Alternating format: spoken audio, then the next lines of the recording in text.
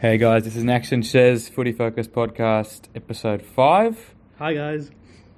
So we'll jump straight into it. So Shahan, what did you get up to on the weekend? Not a lot. I did manage to watch Aladdin with my sisters and my cousin, so that was pretty good. Have you seen Aladdin before? I've seen was it the theatre production? Oh, did you go to that? Yeah, I saw a bit of that. What do you mean? Oh, I streamed it I illegally. didn't know that. How was the movie though? Did you watch it as a kid? I used to watch it all. Doing physical activity. No, I was a jock. I didn't watch much cartoon. No, but I did watch it though. I did like Aladdin. Yeah, I like the TV series on Saturday Disney. That was pretty good. But yeah, I watched the movie. So it was a real life movie. Yeah, So they had Will Smith was the genie. You know that. Oh, Will Smith was the genie? Like Fresh Prince? Yeah. Oh, I did not know You should watch it, yeah. Oh, I didn't see the trailer. Yeah, it was pretty good. I thought it could have... the genie's magic was awesome. Like, in the cartoon, so Will Smith was able to do that, and they did that stuff pretty well. There's a parrot in it. In the cartoon, the parrot talks. Yeah, but not in the movie. And, there's a couple of different things. It wasn't 100% accurate, but I guess it couldn't be. Could have been a bit more funnier if I was to be critical. I thought the genie could have made more jokes. But yeah, otherwise the music was pretty good. It got better towards the end. Like the first couple of songs, yeah. Who's Agrabah? Agrabah is the place. It's like this is based in Saudi Arabia. Okay. I probably should have gone through the plot. Okay. I don't know, but yeah, Aladdin's a street rat, and he wants to. He likes Jasmine, the princess, but he can't marry her because he's not a prince. Okay. But he finds a lamp and then makes the genie make him pretend to be a prince. Magic, okay, yeah. Yeah, and then it's pretty complicated, the plot for a cartoon, but yeah, you should watch it. Take a review. Yeah, What did you do on the weekend? I didn't get up to too much. I just watched a lot of sports. I was sick in bed on the weekend. Right, have you been crying? No, Port Adelaide won on the weekend. It's like you've been crying. Okay. What sport did you watch? Yeah, so the Cricket World Cup started late last week. So I think Australia's looking pretty good already. I think Warner was man of the match. Smith hasn't really had a go of it just yet, but I think they're my favourites at the moment. How many wickets did they lose in the first? I think they lost. Who did they play? 3 or 4. They lost Bangladesh, yeah, Bangladesh. So, Warner's looking pretty impressive. Yeah.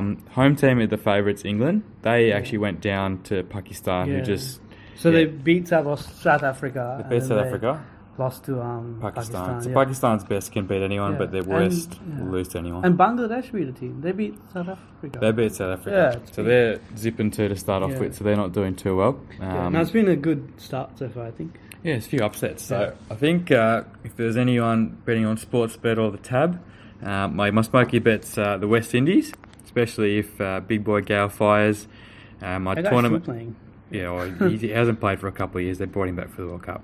So, Andre Russell, he's an all-rounder. Not many people would have heard of that don't watch the IPL. He's my player of the tournament, dark horse. So, yeah, you guys, we were playing Celebrity Heads one day, and these guys made Andre Russell they gave him to me, and I didn't know who he was. Yeah, you need to watch the IPL. Yeah. Otherwise, you don't know. Yeah, I lost that game.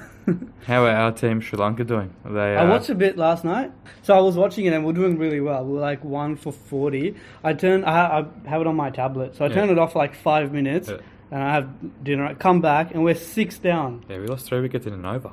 That's unbelievable. We were winning and then we went for losing. That's hard to do in cricket. So. Well, spoiler alert, we still won. So that's something, but... not convincing. No. Well, we got smashed by New Zealand, who's an actual, I guess... big team. Mm-hmm. So I think the question for us is whether he beat a big team. The format's a bit different this time, so you play each of the 9 teams once, so we'll get a chance to hopefully beat a big team. So you're not passionate about Lanka, are you?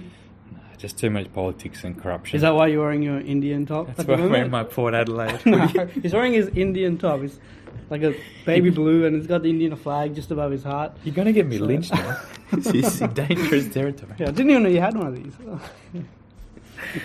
Alright, any update on the NBA? Moving away from cricket? So NBA, so it's locked up at 1 apiece, Warriors and Raptors. So Warriors got home court advantage now because they won away.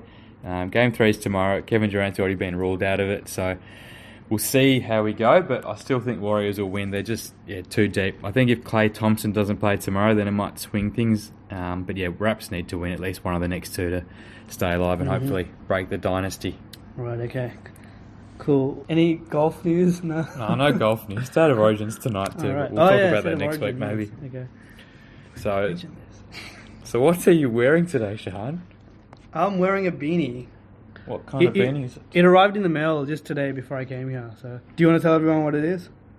Oh yeah, it's Fight MND. So that's the motor neuron disease that Neil Danaher is championing, I guess. Yep. It's a good beanie. It's $20, 23 with delivery. So all proceeds go to the charity? Yeah, it's not too late. Get on it. It's for a good cause. So. Are you going to go down the slide, or you're not famous enough to? No, not yet. I think 5 episodes is a good start. So maybe next year. That's our aim. Yeah, maybe next year we're big enough to do that. Get nominated. You can go down because you don't mind the cold. You're wearing shorts as well as the Indian top, obviously. So, all right, we'll go next year. So, something we're grateful for in footy. What are you grateful for this week, Sean? I've got a pretty good one this week. I don't know what it is I'm grateful for. Maybe just the ability to interact with the media. Because I normally, when I want to interact or tweet something, I don't have Twitter, but if I want to communicate, it's normally something negative and something I'm angry about. So I got the opportunity to do that. I might get you to read out a text I sent a certain radio station, and then I'll play some audio. So, yeah, I'm grateful for the acknowledgement I got, pretty much. So, do you want to read the text? I didn't know about this. Yeah, I know you didn't. This is surprise. Yeah. So, what? Oh, WTF, Tim? North caused arguably one of the bigger upsets of the year, and you go off the top with trading Higgins. Talk about Patrick Kipps leaving for a team that's not always rebuilding.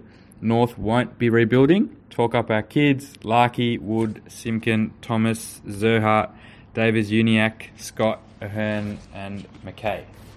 Yeah, so I sent that to a radio station. Do you know what this station is? Yeah, SEN. Yeah, so SEN Breakfast with and Tim Watson and exactly, Garry Lyon. Yes, I was listening, and then they interviewed Higgins, and then Tim Watson started talking about this.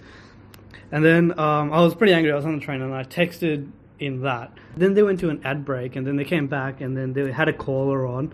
And I'll play the audio so you guys can listen. Got a putt for birdie, which would take him to 18 under an outright second. That's where that sits. Lee from Lilydale. G'day, Lee. That's just golf update. Yeah, good morning, Hodgie and Jordan Lewis, and seeing how they've gone on and what they've given to their respective clubs. I think it's a win-win for everybody. Yeah, if you can get the win-win. I mean, he may turn around and say, listen, Larkey, Wood, Simkin, Thomas, Zerhard, Davies, Uniacke, Scott, Ahern, McKay, he might say I'm staying. Yeah, I like fine as well. I like what I'm surrounded by. Yeah, so what do you think of that? It's interesting. That's a Roos support, obviously. Yeah, it was. I think he read my text. So yeah, well, I'm happy he did. So I texted thanks Gaz for reading that out. So shout out for you. Pretty happy about that. Should have mentioned Footy Focus podcast. That's the Twitter handle too, by the way. Got to shout that out before. Okay, cool. So I'm grateful for maybe Garry Lyon actually. So they also edited a bit of that because Tim Watson, they cut out what he said that made me text that in. So okay, cool. So we'll go on to my one. So it is the Brisbane Lions. So I think they were the most hyped team over the summer. I was a bit sceptical, to be honest, whether they'd, I guess, live up to the hype. So far they are 7-4 and sitting 5th. Now they're killing it. Yeah, the recruits have been really good, like Neil Cameron from a couple of years ago. And yeah, well, apart from I think the shocker against Collingwood on the big stage, I think it was a Thursday night at the Gabba. They've done really well. Even on the weekend, they were 5 goals down against the Hawks. Yeah. I guess really impressed by their style of footy under Chris Fagan. Lost to a point after the siren to Freo last week. Yeah, exactly. So, they're just competitive, I guess, in every game. So I think their style of footy is what really impresses me. They have that contested element, but they also punish teams on the outside. So they got that good mix of inside and outside. It's not just Neil, like you mentioned before, who might be Brownlow medal favourite, and your boy McGluggage. Yeah, and they've got a good mix of youth and experience as well. Like you got Hodge there. Mitch Robinson even. Yeah, he's played a lot of games. And Neil, so... Well, Daniel Rich too, he's, a 10-year... Yeah, we'll talk about a team that doesn't have a good balance a bit later on, but... Jeez. It's a good pick. And I think Harris Andrews, I think he's getting probably recognition this week for the first time in a while, but I think he should easily get his first All-Australian nod as well. Stephen Martin's a bit underrated still in Lions, and Lewis Taylor really doing well. Yeah, with Harris, especially Alex Pearce for Freo is out for the season, and Rance isn't playing obviously, so yeah, it's a good chance to get an AA. Yeah, so hopefully, I think they should be aiming for top 4, hopefully, so that should be their aim from now on. So we'll move on to, I guess, the in-depth discussion today. Drugs in the AFL. Yeah, we're going to talk a little bit about taking drugs in the AFL. This is performance enhancing. But Not your medicinal. No. But it was taken as an illicit drug. So this week, Lockie Keefe returned to the Greater West Sydney team. He used to play for Collingwood with ex-teammate Josh Thomas, and 2015 they both got suspended by the AFL for 2 years for taking a banned substance. I think it was at a music festival, wasn't it? A bit of party drugs. Yeah, maybe. Allegedly. During the off-season in Queensland or something? Yeah, it's Queensland. Yeah, so they admitted they took an illicit drug, but they didn't know it had a performance-enhancing substance in it. So they were caught and they were delisted and fined $50,000 by the club, as is the rules by the AFL and ASADA. Do you think that's fair, firstly? Oh, I think Probably, you should know what's going in your body. Yeah, even if you didn't think it was. As a professional athlete, you should know, unless you've been tricked into something or they've given a substance without the element and they've But the penalty is the penalty, so it's black and white. So. Yeah, so there were... Yeah, so in general, drug testing, they do it randomly, yeah? Like, they can... There's a pre-match one, and like throughout the week they can just rock up to their house and do it. And there are strikes, so do you know much about it? Yeah, so there's a 3-strike system now, isn't it? Or yeah, I think so, yeah. 3. There's a few guys that have been, I think, done by it. Travis Tuck, I think. Yeah, he was a 3 strikes, strikes, yeah, 3 years ago. From Bulldogs, I think he's got 1 or 2, maybe? It's normally kept, like, only the doctor of the club normally knows, not even, like, the coach. Until the second... Yeah, something like that, yeah. There's been a bit of controversy about that. And, yeah, they do, like, hair testing and urine samples and stuff. A couple of years ago, Lockie Whitfield was... Dobbed in by his ex-girlfriend. Yeah, so it was a bit controversial. So they rocked up to his house, but he wasn't there because... He got tipped off. Yeah, he got tipped off, so... And then... Yeah, a bit of that, but I think in terms of drugs, these 2 players, they've done really well to come back, don't you reckon? Like, well, especially Josh Thomas. He was in the grand final team last season. Yeah, he was very important, yeah. And Lockie Keefe's got recruited by GWS, who's probably the premiership favourite at the moment. So clearly they've recovered, yeah, I guess, bounced back from it. Exactly, yeah. What else? Okay. So I guess, what do you think of the system as it is currently? You think the 3 strikes is fair? You think keeping it a secret until the, I guess, second or third strike's fair as well? Or? I think it has to be a secret, I think. Yeah, I think outing anyone anytime you get a strike 1 or strike 2 is going to... Because normally if it happens, they just say they're on like mental leave or personal issues. But I think I'm okay with that, just because it is a mental health thing, really. So, giving the player the privacy. I guess protection, because you're not outing the player, you're keeping it in-house. And the doctor's probably the best placed person to deal with it, not the public, because you can see what the public have done, I guess, to players like Tom Boyd, things like that. So, I guess it's like any other workplace, right? So, I guess professional athletes, they have certain standards, so they have to do the right thing, but anyone else can go out and do drugs and whatever and rock up to work on Monday and be perfectly fine, not get drug tested. Yeah. So, I know they're earning a lot of money and stuff. Well, that's the peril, I guess, of the downside of being a professional athlete. You're more scrutinised, you're getting paid more, there's a bit of a trade-off to it. I don't know, I think, from my point of view, I think you should probably get 1 chance. I think second chance is, I think you could... Yeah, maybe that's a sort of a better middle ground. Like, instead of the 3, maybe just the 2 strikes. We'll see. I mean, the NFL, they do random testing too, but there was a player last season who got randomly tested 7 or 8 times in the year when some of his teammates hadn't got tested once. I mean, you saw Ben Cousins got away with it for a few years. That's another thing I read, like after they have 1 strike, the testers, they're more likely... More frequent, definitely, which makes sense. Because I think at the end of the day, they're trying to help the player sort of... Rehabilitate. Yeah, exactly. So... what's worse, though, is it taking illicit drugs or performance enhancing? They're both bad, but I think performance enhancing, unless it elicits like life threatening. Yeah, illicit could mean like more mental issues and stuff like addiction and stuff, whereas performance enhancing, a little bit different. Yeah, well, no one's been caught with performance enhancing, I think. Yeah, not significant in our sport anyway, but we'll see. I guess let's watch this space to see what happens. We might talk about this in future episodes, but it's a bit of an introduction to those who don't know. So move on to the game reviews. So this is brought to us by KO Sports. $25 a month. Yes, it is. It's really good. I signed up to the 2-week free trial just to watch the cricket, and it's been awesome so far. Are you going to have to pay for it at the end now? I don't think... Just switch emails, I think. Yeah. Switch emails. That's what I did with Netflix. I'll read the cricket on Cricket Info or something.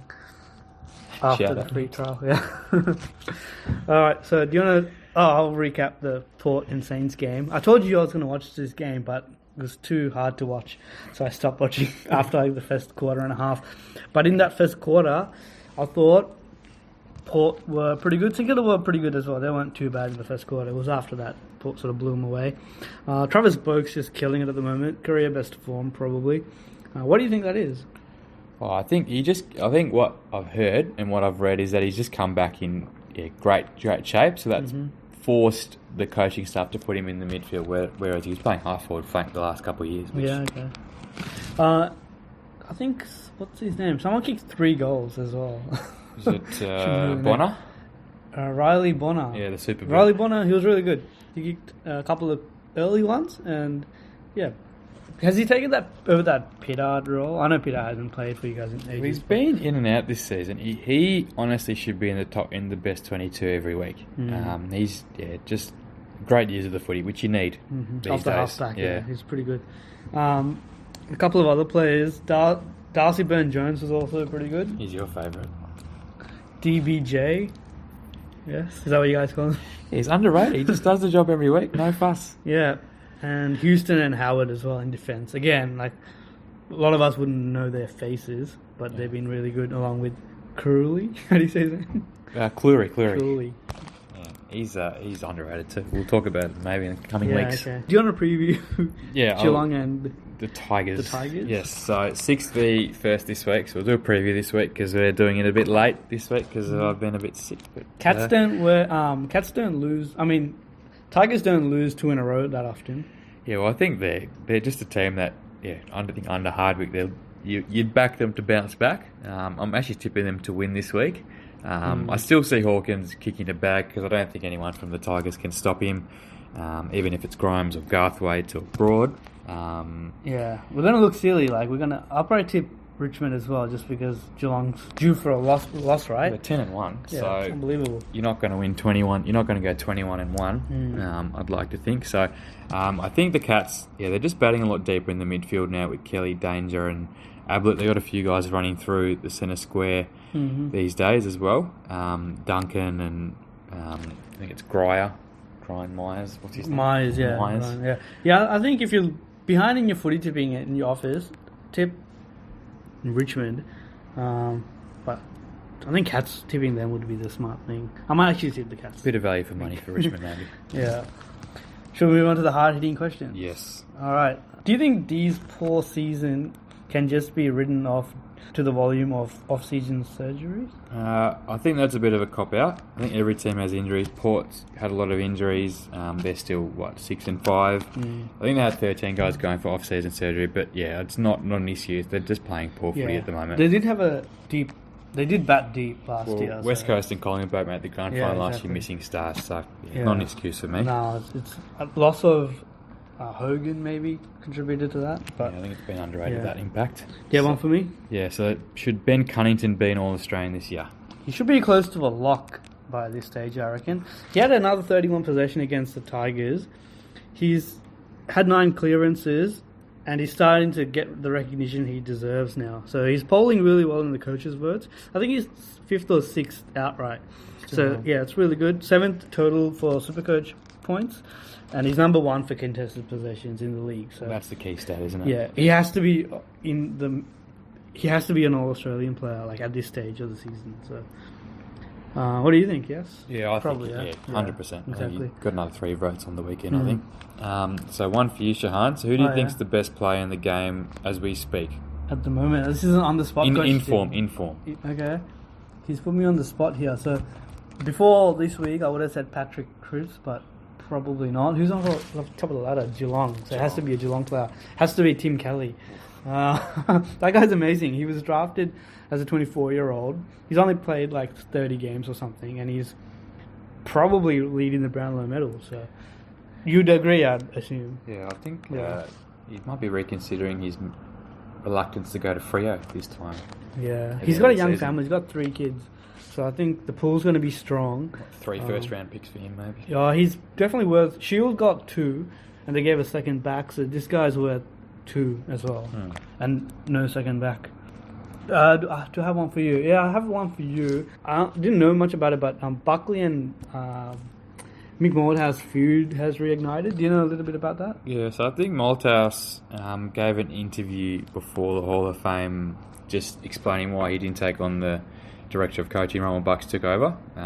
Because he lost the grand final and left, and then Buckley took over. The pre-arrangement that Maguire made. But I think, Bucks fired back in an interview on Waitley this morning on SEN, but I think he's copying a little bit Bucks. He probably didn't need to go there, but I don't know. Was Malthouse asked the question though? I think he was asked the question. He's always asked the question. He this probably is what annoys didn't need me. to answer. Yeah, they always keep baiting him almost, and then he just responds, and then it becomes a headline. Well, no one's going to know the truth except those two, so it's a bit hard to see, I guess, whose side I'm on, but good on the fence answer there by me. Yeah. So, underrated player, Sean, you got one this week? Yeah, I watched a bit of the Freo and Collingwood game. That was a good game, by the way. I keep picking the wrong games to watch. But Conor Blakely is back for them. I think it's his 3rd game back, and he's just starting to gain his match fitness, and he's a really underrated player. He had 27 on the weekend, and he plays in defence, but he can play midfield as well. So he's just a pretty solid player all around. He's a good size. In his draft year, I sort of wanted him. He looked really good playing for WA. Where did he get picked up? Could he? Where did he get picked up in the draft? 30 in the 30s. I can't remember which one. I think it was 34 or something. So he slipped a little bit, but he's developed. He got injured last year, I think, just before the season, and he's missed a lot of footy with some hamstring and knee injuries. So no, I think he'll be an important member of their finals push this year. So maybe he's playing defence just to get his fitness back, but he'll definitely provide Mundy, Fife and Walters that midfield support. That's a great one. Many people from Melbourne wouldn't have heard of him until you've just brought him up, so really it's good. Do you have one? Do you have an overrated player? I've been waiting on this for a few weeks. Isaac Smith. So he's had the luxury of playing with Hodge, Mitchell and Lewis in the midfield, and even Brad Hill in the other wing through the premiership years. He's only going at 61% kicking efficiency and averaging 2 goals a game. He's a lot better than that, yeah. 2 tackles a game, sorry. He's had a great career. Maybe a change of scenery might do well for him, and he has struggled with injury, but I mean he's come back from it the other week, so I'm not sure if you can still judge him on whether he's an injury-interrupted year, but I think Henderson's probably overtaken him as the Henderson, Hawks' best wingman. He'd mount an argument for the best player in the competition right now, probably. But with Smith, do you reckon, I think you told me a couple of weeks ago that he's a player that plays better if there's better players around him. So if he goes into Geelong, for example, he'd be a lot better, wouldn't he? Yeah, well, I think as the 4th or 5th best mid, he's probably the best at that role. He's a receiver. When he's the 1st or 2nd best mid, he's going to get more attention. I think. There are some players that in a poor team they're going to be like one of the worst players, but in a good team they'll be one of their most important players. So it's just the nature of footy. That's a good point. I think we just did the All-Australian Smokey and Henderson. Maybe he's not a Smokey. Oh yeah, let's talk about him a bit. Yeah, Henderson's been. I haven't watched a lot of Hawthorn games, but he killed us the other week. Yeah, he used to play for Crows. Yeah, he got let go by the Crows. Yeah, so I think he's a bit old. It's about 29, 30, but great hair. Yeah, he does. Yeah, but he's probably in the mix. I think the All-Australian squad, they sort of meet up. Not the squad, the committee meets up about this time of year to discuss that. So there'll be a lot of Cats, maybe a few Eagles. Yeah, Greater Western League. Most of the numbers. Let's move on to the hot take. Who's the sponsor this week, Sean? This is sponsored by Nippy's Iced Coffee. So, the second shout out. Yeah. What country do you think Nippy's is made in? I'll say Sri Lanka.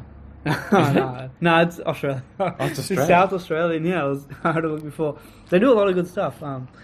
Coffees, milks, juices, everything. So, shout out to Nippy's iced coffee. You better get a free one now. Yeah. So, what do you want to talk about? So we'll go to the coaching carousel. We've lost, I guess, 2 coaches In the 2 last weeks, yeah. 2 weeks. So Carlton, they lose their third coach within about 6-7 years, maybe. yeah. So I think we'll probably talk about the Smokey to replace Brad Scott or Brendan Bolt. I think Blake Carousel has probably gone under the radar. He's good. He's assistant coaching at Richmond at the moment. Is that right? Yeah. Well, he moved to Richmond the year before they won the flag, and he's got a lot of credit for that. Yeah, and a lot of Richmond supporters are giving him credit and not Hardwick. Yeah. So maybe there's some merit there. So yeah, I wouldn't mind Carousel. He's had stints at the Pies, Cats and Tigers, so all successful teams, which will help his resume. And he was member of that juggernaut Essendon late 90s, early 2000s team. Yeah, wear long sleeves, which is... Yeah, that's right. Very noticeable Hibs player. But I think you can probably talk more about this. But Reece Shaw, I think he's got a 12-game audition at the moment. Yeah, I think started very well, yes. Well, he's got a head start ahead of all the untested senior coaches. So, I mean, he's reigning back-to-back assistant of the year, voted by the coaches. Yeah, coached his own team as well. Like the media keep talking about looking for an experienced coach, but like out of all the coaches in the AFL now, there's only been like 2 or 3 experienced coaches reappointed to other clubs. Ross Lyon and John Worsfold, I think, are the only 2 I can think of. But the rest of them pretty much all untested. Like Simpson, Longmire, Beveridge, Hardwick. They're all premiership coaches and they're all their first club. So now I think we need to maybe give someone who has a lot of experience as an assistant a go. Like, and Reece Shaw, if he keeps doing what he's doing, it's going to be really good. I think he's simplified the game plan as well. That's what he from listening to kicking long more. Yeah, handballing less, using the boundary more. So and he's playing the youngsters in their natural position. That's and Simpkin played in the midfield. Davies Uniacke played in the midfield. Thomas. Thomas. Yeah, I went to the game with my friend. Yeah, did I tell you that? I went to it. You told me. It was really good. I went. Didn't expect to win, obviously. Right. Richmond, they're hard to beat, but we were competitive in the first quarter and then maintained that in the second. A bit of a buffer, a couple of goals, and then we just wanted another couple of goals, and then we thought we were a chance here. In about 10 minutes, we kicked 6 goals to them, none, and then pretty much won the game. So it was awesome. Yes. So you think Brad Scott's a chance to coach Carlton? You think he'd be a good fit? Yeah, I think he would. I think what he can bring to Carlton is some spirit and some that hard edge. I think they lack that at the moment. They fold a bit too easily. They were good early parts of the year, but now they're not playing that tough footy. So I think Brad Scott is someone who prides his teams on that. So I think he did that well for the Kangaroos. So Carlton can do a lot worse than going for Brad Scott. Maybe they try an inexperienced coach and have Brad Scott as director of coaching or something. I think that might work a little bit better. What do you think? Yeah, I think you're right about with an untested coach. I think you need that experienced head, someone like a Fagan, even though he's. Or I think Noble from Brisbane, he's gotten a lot of big raps recently. I think you've got to pair someone with them just to get the proper experience. You saw what happened with Voss, Hurd even. So I think, the Blues, I don't think they're that far off. I'm not comparing them to the Giants, but I think the key to any rebuild is getting games into those youngsters, not dropping them. So players like McKay, Petrescu, Seaton, Wiedering, Charlie Kerner, they've all got games. Once you get to that 50-game mark, I think they'll start playing better. I mean, with experience, you'll have inconsistency. I think it's dangerous to think that they're just going to become good because they're high draft picks. Like Petrescu, Seaton's number 5, Paddy Dow number 3. But Dow's not ready for AFL footy, I don't think. It's a bit too light. So maybe that's why he's not producing what is expected of him. So ideally, you'd still want to play him in the EFL just to get that strength and conditioning, but they probably don't have any other choice. So I think they need a better mix of experience as well. So maybe in this year's draft, maybe they can look to trade their first pick, like they did with McGovern. So similar sort of thing, but find that balance a bit better. Yes, I think someone like a Jordan Lewis, which you mentioned, that'd be really good. How about Sauce? Do you think he should walk as well? I don't know. Maybe give him another. Yeah, it's hard to push out a legend of your club out. Especially when his son's still playing. His son's okay. He's just getting by, but there's a lot of questionable recruiting from Sauce's last few years. So I think, what do you think? I think don't know. the It's a really CEO tough question. Well, I think the CEO and president should go. I mean, they appointed Bolton. They backed him in. Yeah. He's obviously failed as a senior coach, so they should go as well. Sauce, I mean, I think it's probably his last year at Carlton potentially. Yeah, I think then recruiting definitely needs to have a look at. They got guys like Lang, Newman, Mullet, Lobby from Port. Yeah. So last word on Carlton? Do we need the last word? What do you think they should do? Play the kids?